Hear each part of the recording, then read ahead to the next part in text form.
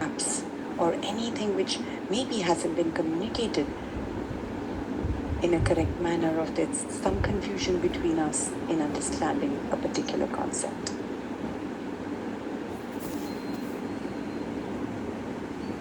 So we have 2 minutes and then we're going to get started, and during the break as well, maybe some of you who would like to attempt the quiz, you could attempt the quiz. But you only get one chance to attempt the quiz.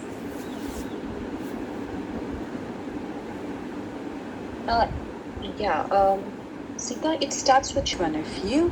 I appreciate you all taking your time out and being here on a Sunday afternoon when we all could be somewhere. The weather is beautiful. Maybe we could be having some rajma chawal, which is like the go-to food every Sunday at my place. So just a quick recap. Yesterday, and I'm sorry, I'm just going to start the recording as well. recording in progress. So yesterday we spoke about the sequence in which literacy will be presented.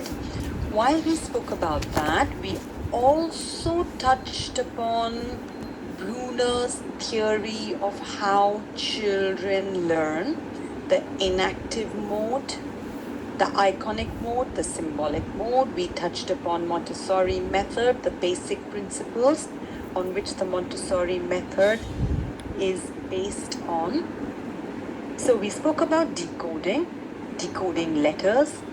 We touched upon the letter sounds, the clarity of the letter sounds, the short vowel sounds. And now we're going to move on to... So we spoke about sequencing, we did decoding.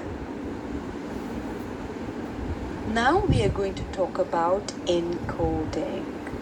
So you see, when we were discussing that in nursery, the focus is more on writing and then we bring in the letter sounds, whereas we've been discussing on decoding letter sounds and encoding as two different elements. That these two elements are important before we move on to decoding CBC letters. Sometimes you may see that children may be able to decode the letter sounds, they may be able to blend the letter sounds, they may be able to read the CBC words, however, they are not able to write. Because the skills required for writing and for reading are two different skills that you're going to require. The problem comes when we club them both in. And we had a very detailed discussion yesterday on this topic. So let's get into a quick look into encoding. Now, encoding is when, along with learning to say the sounds of the letters out loud, children will be encouraged to learn to write these letters. So when you are teaching encoding, the children also need to learn where they will start the letter and how the letter is to be formed.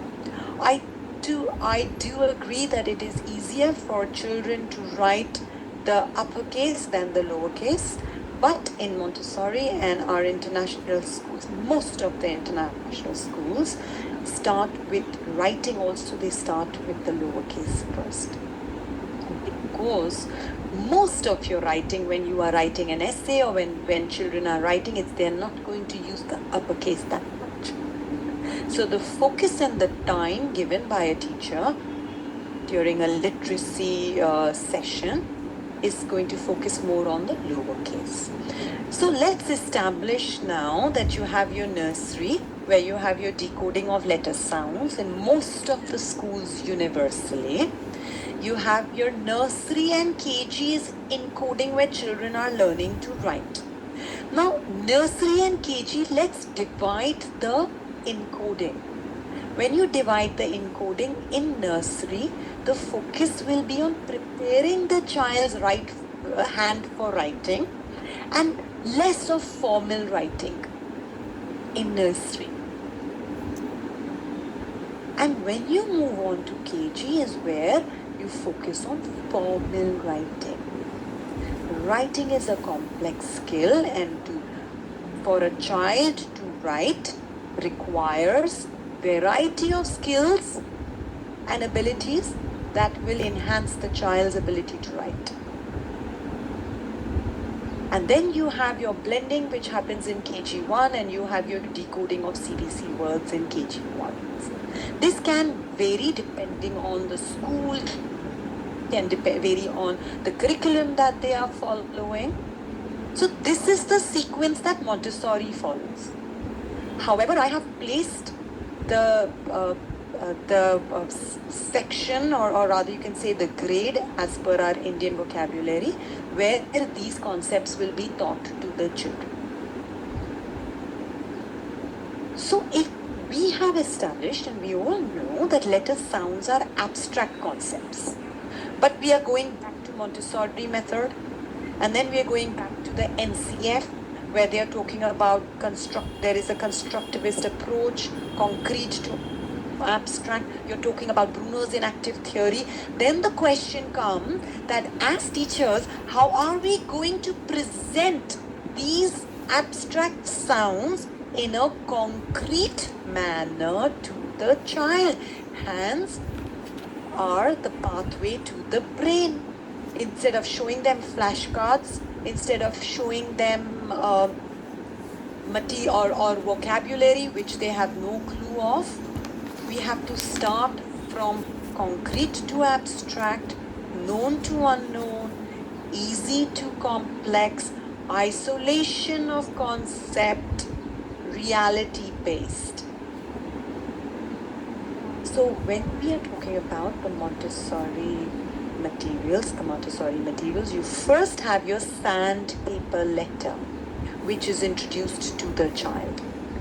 You could buy it, or you could also, through art and craft, get children to make their own sandpaper letters. So when we move on, you will get a clarity and understanding of what I'm talking about. So each child in our classroom would make sandpaper letters from A to Z, and then they would use that to trace. So each child had their own sandpaper letters. You've then got your LMA, which is known as the large movable alphabet.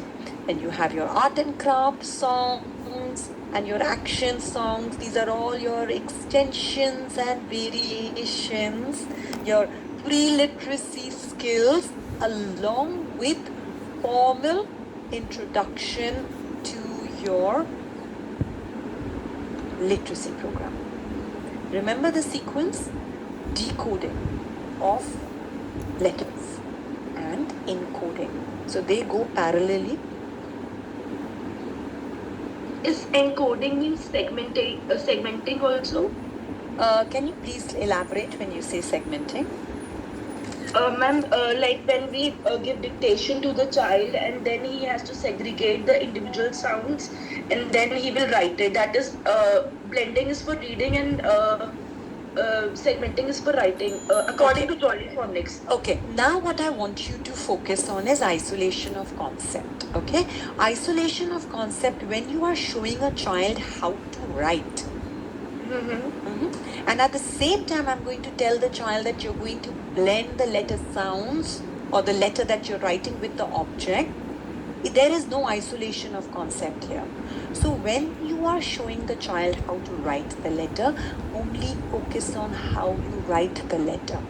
Your extension and variation can come in once the child has mastered the skill to write the letters.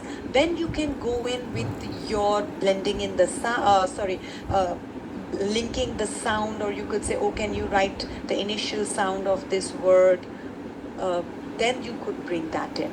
But initially, always maintain your isolation of concept, because it takes a lot out of the child to trace and write in the written direction. Okay. Now we're going to talk about... Okay, ma'am. Yeah. Now we're going to talk about the sandpaper letters.